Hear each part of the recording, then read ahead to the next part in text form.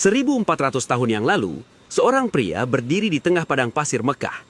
Dia memegang tulang yang sudah rapuh, meremasnya sampai jadi debu, lalu bertanya dengan nada mengejek, "Bagaimana mungkin Tuhanmu bisa menghidupkan kembali debu ini menjadi manusia yang utuh?"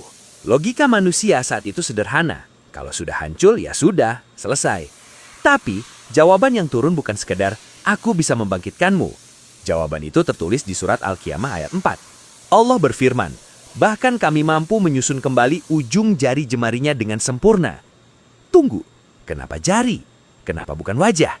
Kenapa bukan jantung? Simpan pertanyaan itu, karena jawabannya baru terungkap ribuan tahun kemudian. Lompat ke abad 19. Dunia kriminalitas sedang pusing. Bagaimana cara memastikan seseorang itu benar-benar si A kalau dia bisa operasi wajah atau ganti nama? Baru pada tahun 1880-an, para ilmuwan sadar ada sesuatu yang ajaib di ujung jari kita. Pola lengkungan dan garis-garis kecil yang kita sebut sidik jari.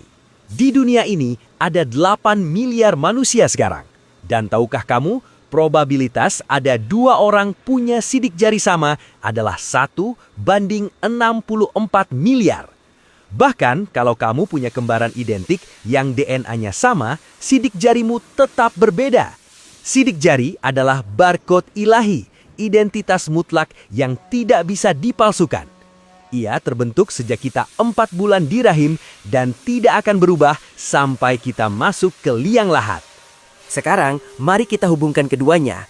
Ketika Al-Quran menggunakan kata banana atau ujung jari, Allah sedang memberikan spoiler tingkat tinggi. Di saat orang zaman dulu menganggap jari hanyalah bagian tubuh yang sepele, Allah justru menunjuknya sebagai bukti kekuasaannya. Artinya apa? Di hari kebangkitan nanti, Allah tidak hanya menciptakan kita kembali secara massal. Dia akan merekonstruksi dirimu sespesifik mungkin. Hingga ke garis-garis halus di jarimu, dia tahu itu kamu. Data pribadimu tidak akan tertukar di hadapannya. Setiap amal yang dilakukan tangan itu sudah ada tanda tangan uniknya masing-masing yang tidak bisa dibantah. Jadi, setiap kali kamu melakukan fingerprint di handphone atau absen kantor, ingatlah satu hal. Kamu diciptakan dengan ketelitian yang luar biasa. Tidak ada satupun dari kita yang produk gagal atau kebetulan. Identitasmu sudah dipatenkan oleh Sang Pencipta sejak 14 abad lalu. Masihkah kita ragu untuk kembali kepadanya?